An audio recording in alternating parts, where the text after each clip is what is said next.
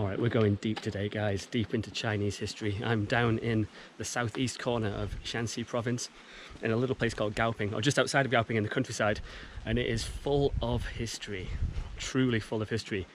If you want to see some real old Chinese architecture, this is the place to be, and almost nobody comes here.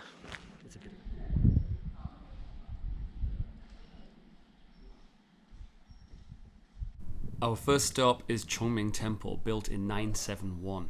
The central hall is the oldest in the complex, and I was lucky enough to be allowed in and video. The smell of ancient wood is overpowering, and the feeling here was far different to your average well-visited Chinese temple. Some real history in the southeast of Shanxi Province. Spectacular. What an amazing part of China we're in right now. So this is Yuxin Temple, just outside of the town of Gaoping in southern Shanxi Province. The building behind me was built in 971, which makes it one of the oldest buildings in China, one of the oldest wooden buildings in China. Superb, from the Northern Song dynasty. So as you know in these videos, I do like to take you to places that are a little bit more off the beaten path. This is, I think, as far off the beaten path as I've ever been. So to get here, firstly, Gaoping is a little town outside of a town called Jincheng, where I'm staying, which is also not exactly a very visited place. I took a taxi from the train station here, and which is a good job because there's no other way to get here, to be honest. There really is no other way, unless you're driving your own car, of course. So basically we got to the temple, which is like a big walled enclosure. It's kind of unusual, to be honest. And the door's locked, and there's a phone number just on a piece of paper stuck on the door. So I called the phone number, and the guy's like, yeah, I'll be there soon. So a guy came down, just opened it. Obviously there's no one else here. Me and some guy with the key, and my taxi driver is hanging around because I think he wants my fare back, which I might need to give him because I don't think there's any other way to get over here, to be honest. It's too far to walk. The building at the back hall is Yuan dynasty. It's a little bit later, about 1200s. Also just superb, and the man let me inside and have a quick look.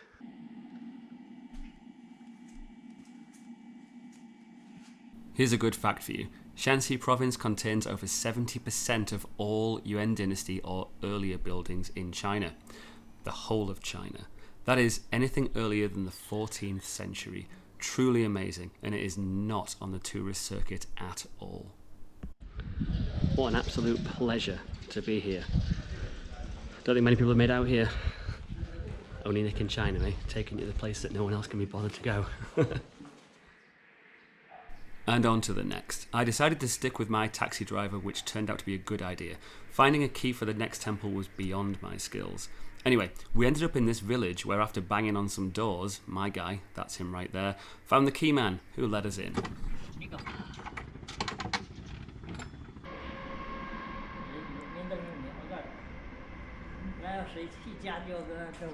So now I'm in the RCN Temple, the Temple of the Two Immortals.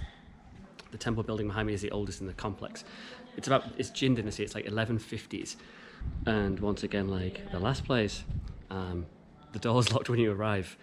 Basically, I got really lucky. I think I've got this kind of wild taxi driver, but he's helping me out and taking me around, and he keeps finding these guys who have a key to open up because there's no one here. It's just so far from the tourist route anywhere in China. Unbelievable. I mean, I've only got 3 days down here in the southeast of Shanxi, which I'm a bit disappointed about, but unfortunately I've got something else I've got to do. I will come back. A Taoist monastery, RCN, or the Temple of the Two Immortals, sits in a walled complex on top of a hill. There are several ancient temples to these two immortals in southern Shanxi, indicating that there was a high level of worship to these deities. Although not as old as the previous temple, the woodwork is sublime, and the Spartan interior with 2 chairs for the two immortals was honestly pretty creepy. So the walls will have been painted with murals at one point. Almost all gone now. Wow, what a building. These old buildings, I can't even explain how it feels being in them. They just feel, I know it's a stupid thing to say because they are old. Obviously the smell of old wood, like you're talking like 1,000-year-old wood, something else.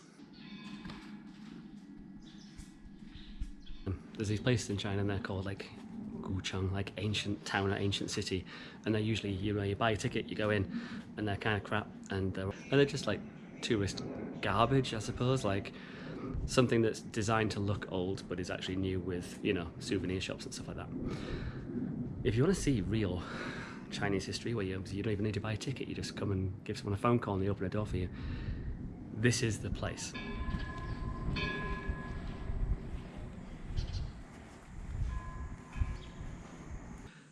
This part of China is really special. If you're a history lover, if you like history and you're interested in Chinese architecture, there cannot be a better place in the whole country than right here.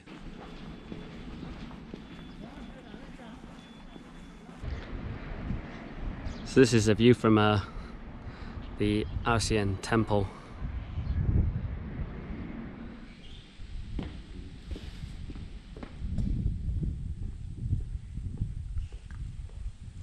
So this is Yuxin Temple, also just outside of Gaoping. The building here behind me was built in about the 990s, whether it's a palace or a temple or even an old house, split into bays and columns. So you've got essentially a column on the end, 1, 2, 3, 4, 5 and 6, always an even number of columns, so there's always an odd number of bays, 1, 2, 3, 4, 5, which means obviously the middle is always where the door is. The largest and most wonderful buildings, talking palaces like imperial palaces and things like that. The Temple of Confucius, I think, also in his hometown, are 9 bays long. Nothing is bigger than 9 bays long. It's because 9 is the number of the emperor. Pretty cool, eh? Our last stop on this rather incredible day out is Yuxin Temple.